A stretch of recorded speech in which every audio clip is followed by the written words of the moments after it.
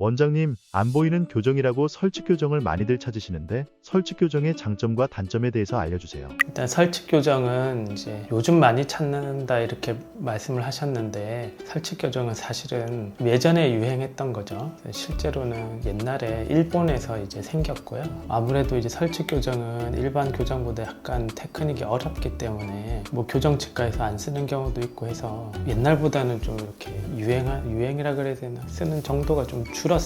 뭐 그렇습니다. 그렇지만 뭐 설치 교정은 좋은 교정입니다. 보통 교정이 이제 이렇게 바깥쪽으로 이렇게 해서 이제 눈에 보이는데, 이제 안쪽으로 하니까 혀 쪽으로 한다 해서 설치 교정이라고 하죠. 그러니까 보이지가 않죠. 교정할 때 눈에 띄는 것 때문에 이제 고민하는 사람이 있을 수 있는데, 그게 안 보이니까 그게 제일 큰 장점입니다. 그래서 설치 교정의 장점은 첫 번째, 보이지가 않는다. 장점은 그거 한 개입니다. 나머지는 장점은 없어요. 뭐 그럼 단점을 한번 생각해 봅시다. 첫 번째는 비용이 더 비쌉니다. 몇 가지 이유가 있는데, 장치를 또 제작하고 이렇게 하는 것도 비용이 조금 더 들고요. 아무래도 테크닉이 일반 교정보다는 다소 조금 이제 손이 가고 약간 어려운 게 있기 때문에 시간도 좀 쓰이고 해서, 그래서 첫 번째 단점은 치료비가 더 비싸다. 두 번째 단점은 아까 이제 설명드렸듯이 뭐 이렇게 사진 한번 봅시다. 이게 설치 교정이죠. 이렇게 돼 있습니다.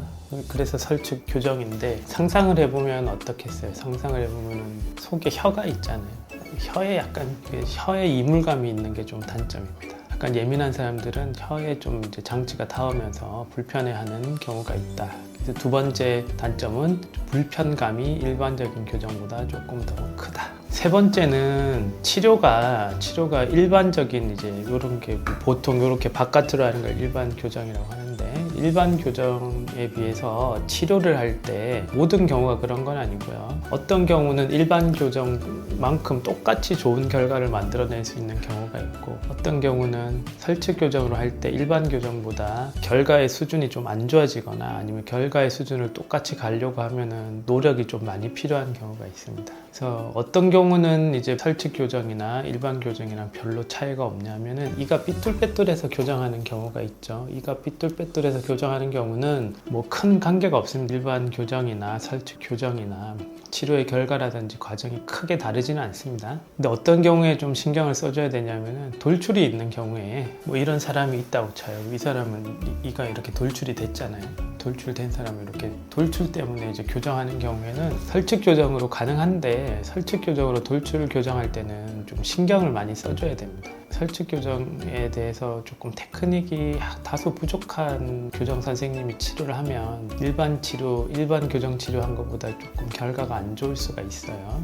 왜 신경을 좀 써줘야 되냐면은, 이렇게 이제 치아가 돌출된 거 이렇게 들어가게 할 때 중요한 게 어떤 게 중요하냐면은, 각도를 어떤 식으로 조정해서 들어가는지가 되게 중요한데, 들어가고 나오고 이게 문제가 아니라, 들어갔을 때 이게 이렇게 평행하게 들어가야 될 건지 약간 수그러지면서 들어야 될 건지, 뿌리가 더 들어가야 될 건지, 이런 거를 환자 상태에 따라서 조정을 하면서 이제 돌출을 개선을 하게 되는데, 설치 교정은 그거를 조정하는 게 약간 조금 어렵습니다. 어렵다는 게 불가능하다는 건 아니고 가능은 한데 조금 신경을 써야 되는 거죠. 이유가 왜 그러냐면, 여기 보면은 여기 일반 장치는 장치하고 장치 사이가 예를 들어서 뭐 1cm라고 치자고요. 그러면 설치 교정은 요 사이가 당연히 바깥에 붙인 것보다 안쪽에 붙인 게 더 촘촘할 거잖아요. 그러니까 간격이 짧아요. 간격이 짧기 때문에 근본적으로 이 들어가는 철사가 너무 두꺼운 철사가 들어가면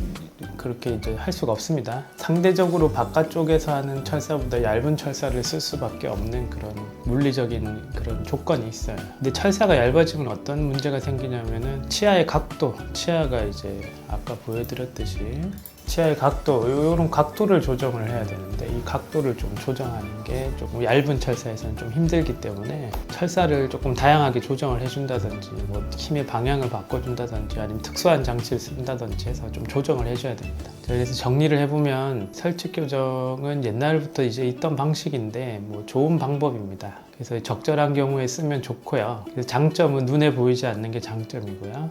단점은 첫 번째, 일반 교정보다 치료 비용이 더 많이 들고, 두 번째는 혀 쪽을 조금 잘 헐거나는 사람들은 혀에 불편감이 있을 수가 있고요. 세 번째는 모든 경우에 그런 게 아닌데 특정한 경우에서는 이제 치료의 방법이라든지 이런 결과에 좀 신경을 많이 써줘야 치료하는 도중에 교정 선생님이 이거 신경을 좀 많이 써주고 다양한 기술을 좀 동원을 해야 원하는 결과에 얻을 수 있다. 그 치료 난이도가 조금 있다. 경우에 따라서 이제 치료가 조금 잘 안 되면 결과가 나쁠 수도 있다. 이게 약간 위험성이죠. 지금까지 말씀드린 게 설치 교정의 장점과 단점입니다. 혀에 장치가 있는데 발음에 문제가 있진 않을까요? 발음도 문제가 된다는 사람이 있는데 근데 결과적으로는 괜찮다고 하더라고요. 당연히 혀 쪽에 이제 장치가 있으니까 처음에 발음이 좀 어렵다고 하는 경우가 있는데 결코 별로 이제 시간 지나고 하면 다 적응해서 그런 이야기는 안 하고 처음에 약간 영향은 있겠죠.